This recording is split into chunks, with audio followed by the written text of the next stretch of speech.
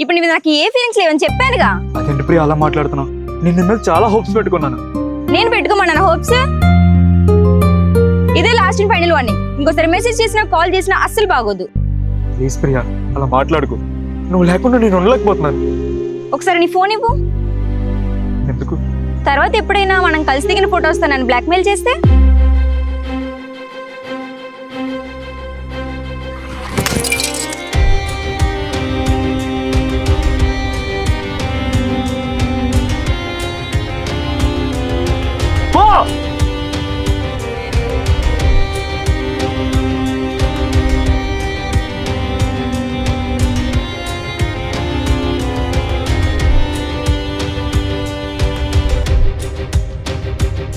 మా పిల్ల నాకు బ్రేకప్ చెప్పినందుకే చచ్చిపోవాలనిపించింది. అలాంటిది మీ పిల్లని నీ లవ్ని అంత చీప్ చేసి మాట్లాడింది. నీకు చచ్చిపోవాలనిపించట్లేదా?